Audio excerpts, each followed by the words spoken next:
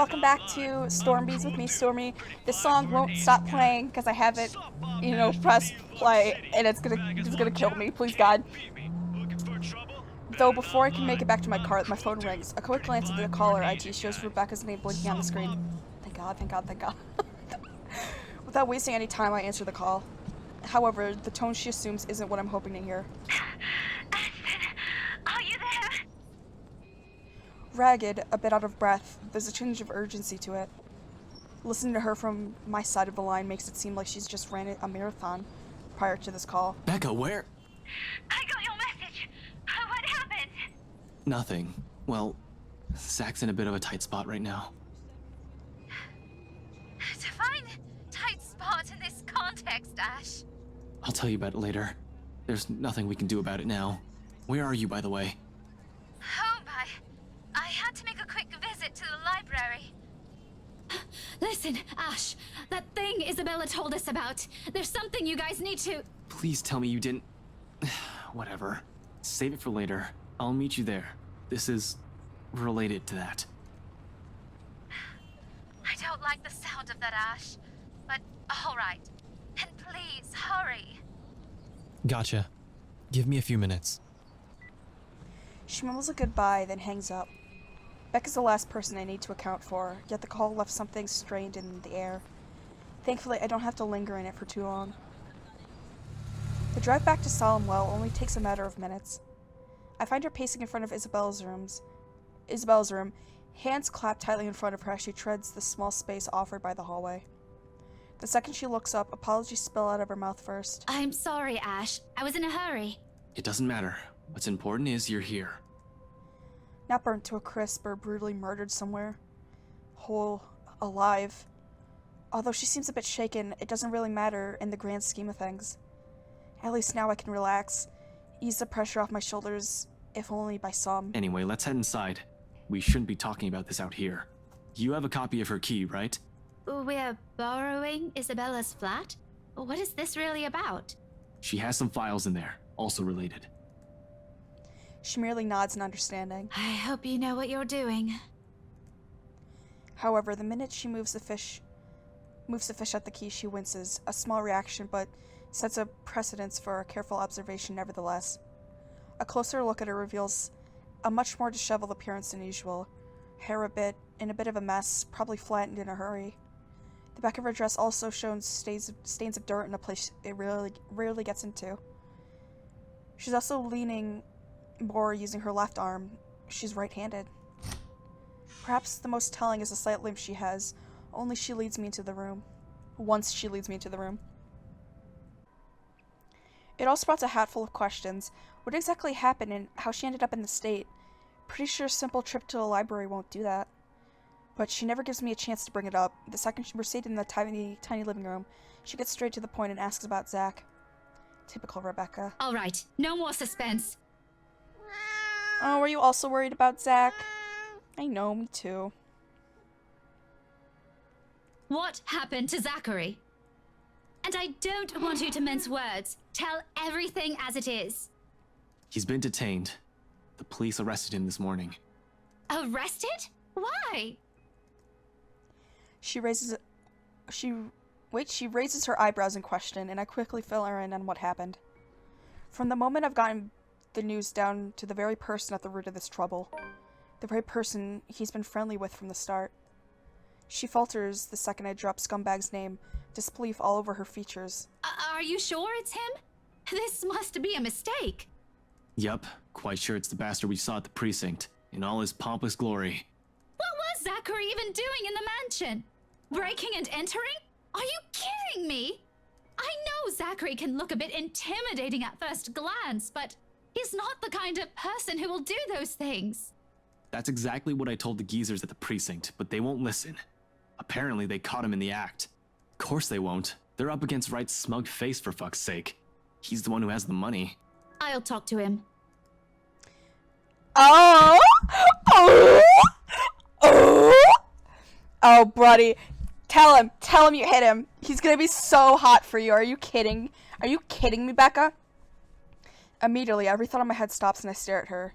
She can't be serious. You want to talk to Smugface, to Scumbag? Yeah, Yes, I'm sure he'll see reason.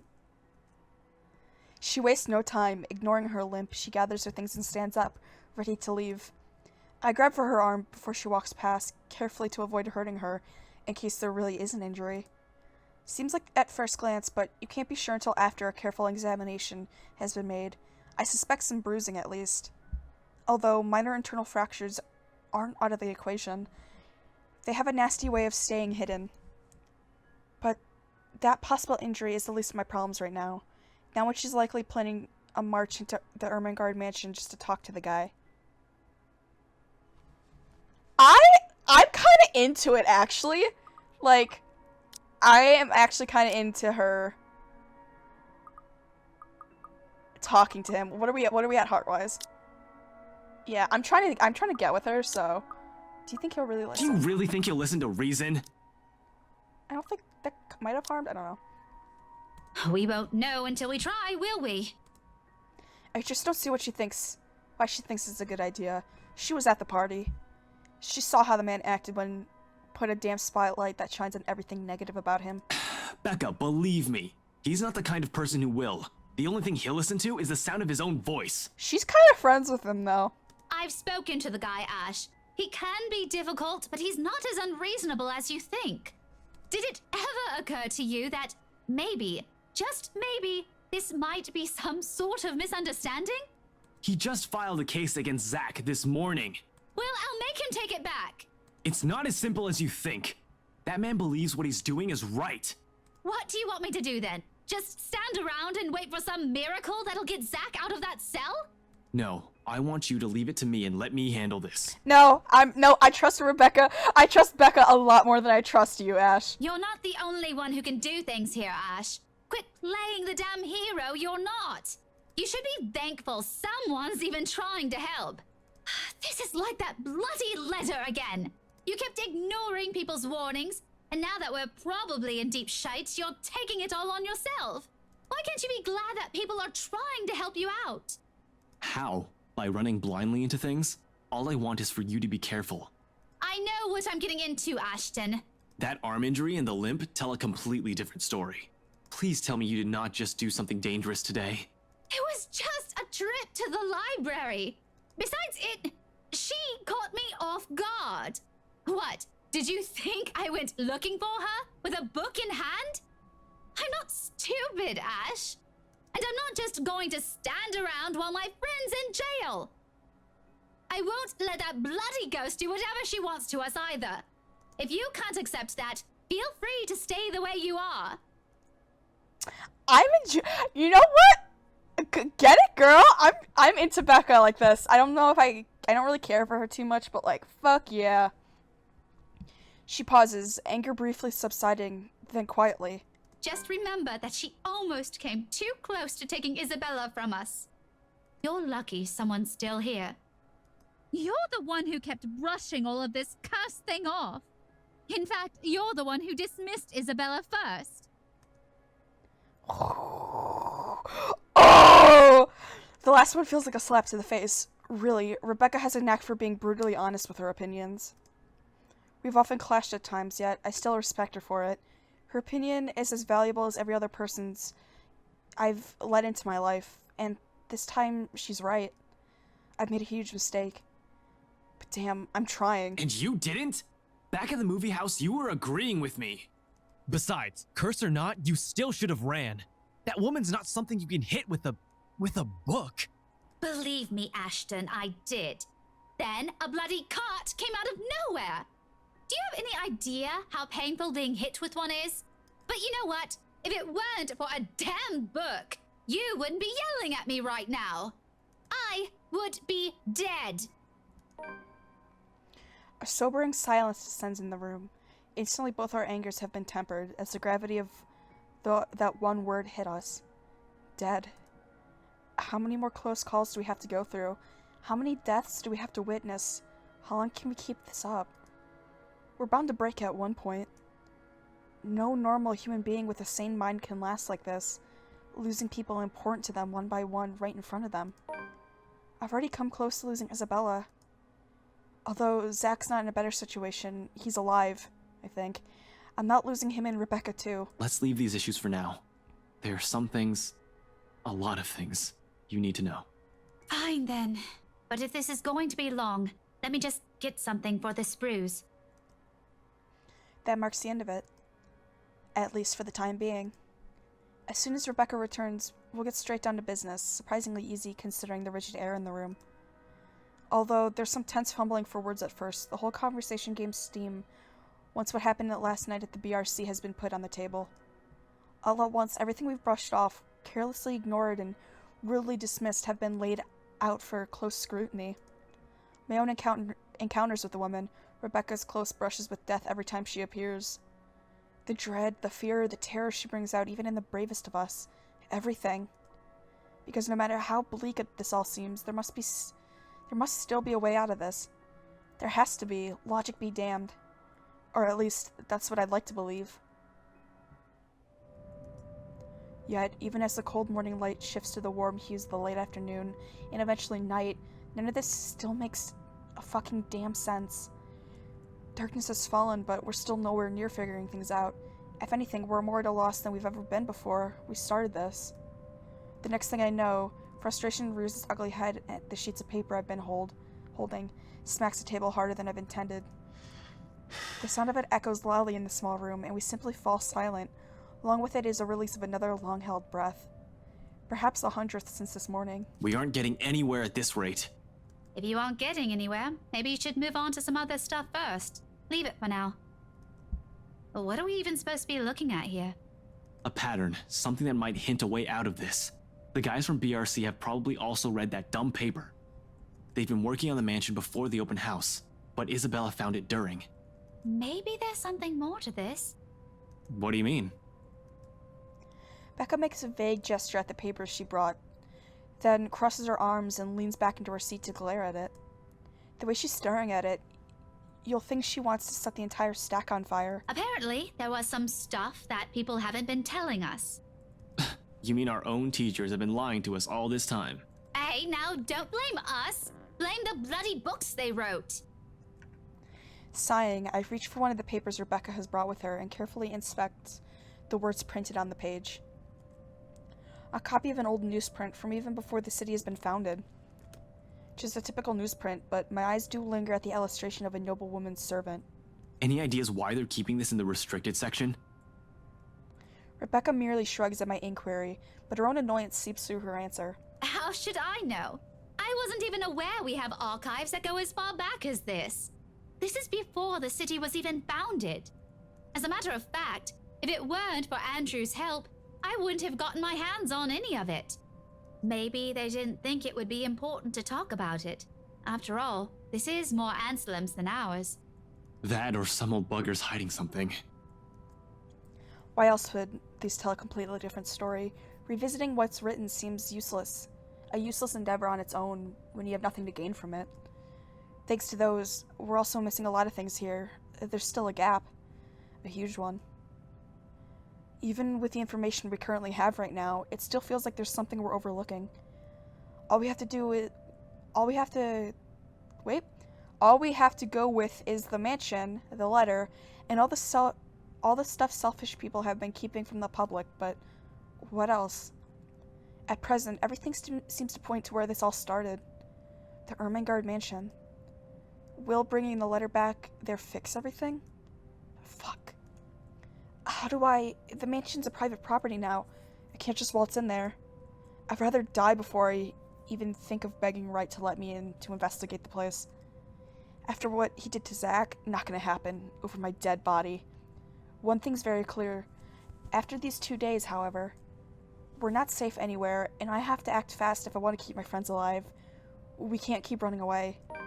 Sooner or later she'll get to us, like she almost did with Isabella. And damn it, I hope Zach's okay with where they're keeping him. There are guards stationed at... he's gonna die! There are guards stationed at the holding cell 24/7, but you can't be sure. This is a ghost we're up against. Before anything happens, I have to put an end to this. Sighing, I stand up and stretch out the kinks in my back after several hours of sitting. We've been at it for too long. A break is needed. Time to let everything sink in, or else we'll all burn out. I know I will, and it's another thing I cannot let happen when they're all counting on me like this. Albeit unspoken, it's in Rebecca's eyes when she looks up at me waiting. We've been at this for hours. We should take a break for a few... Oh. The rest of it never makes it out of my mouth, as something heavy and grating sounds from the far end of the room. Is it in the closet? A harsh, booming noise rending through the eardrums of everyone in the room. All at once, Rebecca's on her feet while I quickly palm for the gun on the table. However, before I could pull it up and remove the safety, the whole racket stops. Stillness descends in the room, and amidst the sudden hush, the two of us exchange anxious glances. So much for a break. Ashton, that might be... Gather everything. No questions asked. She wastes no time getting to work, piling up the documents we've been reading through. But before she can even finish, another noise ups the tension already gripping the place. Suddenly the lights go out, and the wardrobe at the end of the room rattles as if something inside begs for freedom. Cautiously, eyes glued to it, I take a step forward and I release the lock from my gun. I'm no trigger-happy person.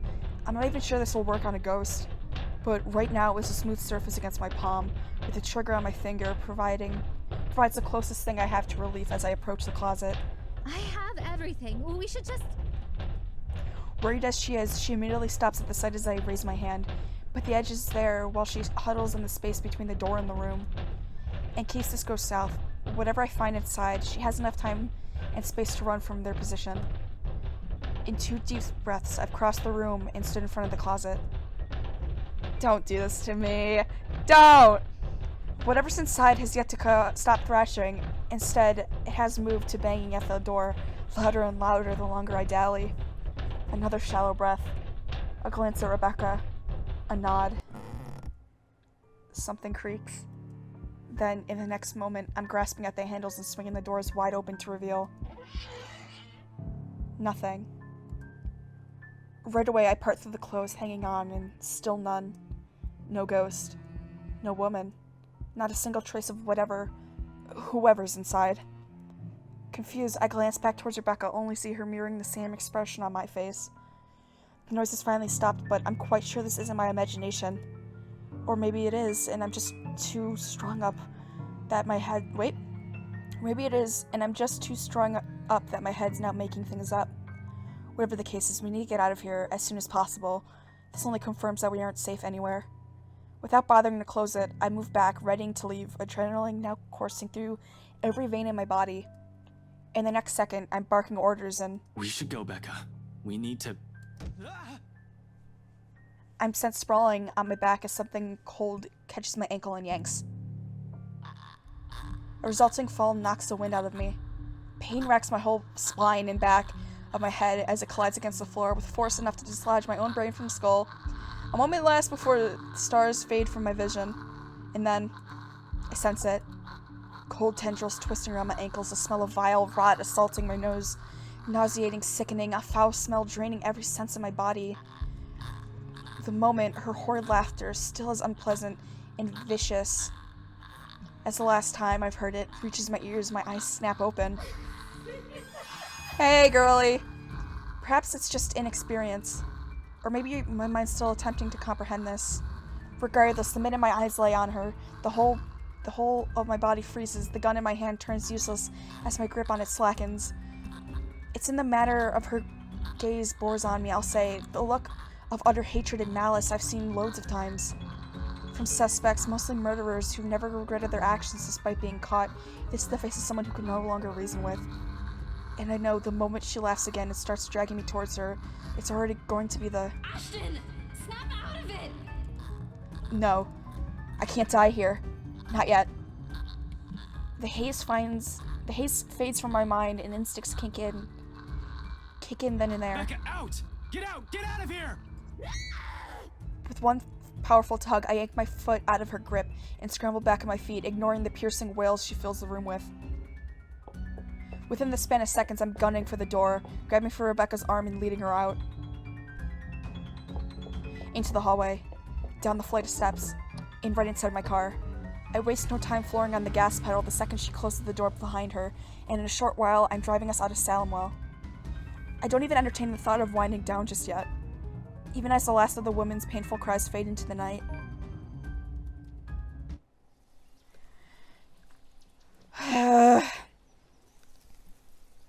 Bro, I was hoping we'd be able to shoot a ghost. You know what? The thing is, like, I'm not really scared of this game anymore, so I'm just kind of sitting here like, bro, bring on the spooks and scares. Let me pee myself in horror. But I know it's not gonna happen. A dreary downpour starts off the Monday. Although it doesn't last for more than half an hour, the dark clouds lift just after the sun peeks over the horizon. Brief as it is, the rain has significantly dampened the park's usual cheery vibe. Mornings like this often mark the start of another bad week. An arrest gone wrong, another investigation leading to a dead end, or some truly fucked up shit being called in. Like that one time I was dispatched to a scene where a guy gouged his own eyeballs out and almost ate it. Was a few chews away from swallowing it, in fact. I lost my dinner that day. Fun times. Of course, I don't doubt anything can top getting cursed by a damn chain letter, of all things.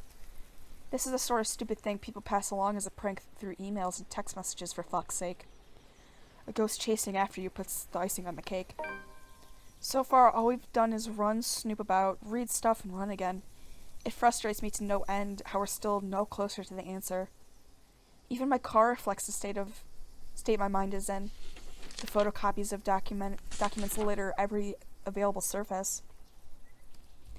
Scattered all over the place, spilling from the passenger side into the back seat, making an entire mess of what little space there is.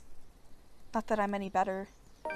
My last shower was 24 hours ago. I haven't slept at all, and my last meal was a slice of cold pizza I bought from a convenience store the night I broke into the BRC. Oh no, Ash, you gotta eat food! The way I am now, I'll definitely get a scolding. Isabella would.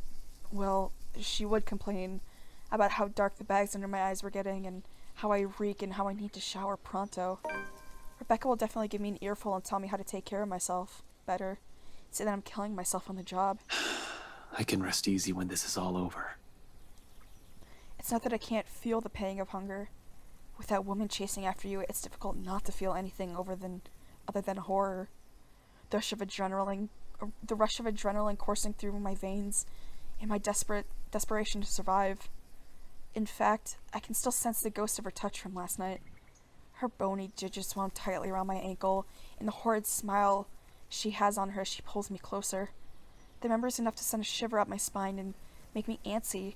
Perhaps the only thing comforting about this is the sight of my gun nearby. From the dashboard, sunlight glints off of Ophelia's surface. You name your fucking gun, you fucking loser? Normally I keep it hidden in its compartment. Luxborn police regulation only allows authorized people to carry firearms, and even those are limited. I do have the authorization, but I never really saw the need for its use, when the standard issue tasers are more than good enough to incapacitate someone. If not, I can always throw them on their back. Those judo lessons Dad forced me to get as a kid has its uses too. On a ghost, though, all of those will probably yield the same result. They're all useless. I might as well just use a stick. However, it's the feeling of ease I'm after, or what little of it I can gather from it. The awareness that I at least have something to protect myself with, in the case things go wrong. That I can still protect the people who are still depending on me despite the missteps I've taken. It doesn't take the edge off, though, the feeling that your whole body has been strained far beyond its capacity. Frankly, I'm already running out of steam. The only thing pushing me right now is knowing someone is still depending on me. A stretch is still in order, though. I've been sitting here since last night. Soon I step out of my car, closing it behind me with a thud and take in my surroundings. The rain did wonders. The morning air feels crisper and cooler than it's ever been in the day. For once the weather seems to be taking a turn for the normal. Luxborn's normal. In the distance beyond the buildings lining the horizon, dark clouds are blowing in. A storm might be due this evening, give or take. A shame for the people looking forward to Halloween night. I'm just not sure whether this is something I can look forward to as well. Still, I bask in the change it brings. Inhale, exhale, breathing in, taking in the peace as if it will be my last. But as all good things, the quiet shortly comes to an end. Not necessarily a bad end. The sound of her footstep reaches my ears, halting my movements. Sure enough, when I glance up, I find her, Rebecca, just as she enters the park grounds, bags of convenience store food in hand. After last night's flight from Salamwell, we've elected to stay the night here, unsure if our own homes will still be safe. Normally, we'd all be adverse to the idea of spending the night outside like this, but panic and distress have tainted that decision. It's not like we've gotten an ounce of sleep anyway. On the off chance one of us did, it would only last a second, or a fitful one. But looking at her right now from afar, it's easy to mistake her for someone who's simply out on an early morning stroll. Her steps are careful and slow as she walks, the expression on her face relaxed, if not unfazed. Her treads fill the atmosphere with light air, temporarily easing off the disheartening mood. It's easy to pretend we're not knee-deep in life-and-death situation, the way she acts now. It's easy to forget one of us is still fighting for her life, desperately holding on to it because she can be quite stubborn like that. Or one of us is being framed for a crime he likely didn't commit. If anything, it's only her appearance that betrays that mask. Slightly disheveled bags under her eyes, an exhausted curve in her shoulders, and dragging footsteps. But the closer she gets, the more obvious the signs are to the naked eye. She passes an energy drink my way the moment the distance allows it, and hands me the other bag she's holding, before seating herself on a bench nearby. The scent of warm food immediately wafts from the bag when I open it, carried further by a passing breeze. Whatever sweet sauce they dribbled over this pork wannabe? It smells heavenly. Hell, even the sorry-looking vegetables seem appetizing. Despite myself, without even checking exactly what this is, hunger swiftly takes over every rational thought. I dig in without waiting for her to start. Although she appears to be of the same mind too, as soon enough she also starts with his. No casual talk while we fill our empty stomachs, exhausted as we both are. Food is something we can't forego. Starvation dulls thinking, weakens the body. If we are to survive this, we're going to have to take care of ourselves first. It's the one thing Zach will likely remind me of. Isabella would never let me hear the end of it either, if she was here, though perhaps it is even better that she isn't here to see us. Knowing her, she'll worry despite what goes unsaid between us. In a matter of minutes, we're done dumping the empty cartons on a nearby waste bin, along with the shift in the mood. Back to Dismal. Back to the problem at hand. Back to next time on Storm Bees. I was waiting for a cutoff point, but he's just kind of going, isn't he? He's just kind of sinking into despair right now, which is reasonable, but jeez, Ash. If only you believed Isabella at first, you dumb bitch. I shouldn't say that. I shouldn't be mean to Ash, except he's a cop, so I kind of can be, but whatever. Anyway, thank you guys so much for joining me on this episode. Things are actually, like, picking up in this game. For once, I used to say that all the time, but, like, this game goes through waves where it's, like, interesting, not interesting, to deep, deep, not interesting, to, like, yeah, okay, it's kind of interesting. But yeah, thank you guys so much for joining me. I super appreciate it, and I hope you guys all have a wonderful, wonderful day. Good.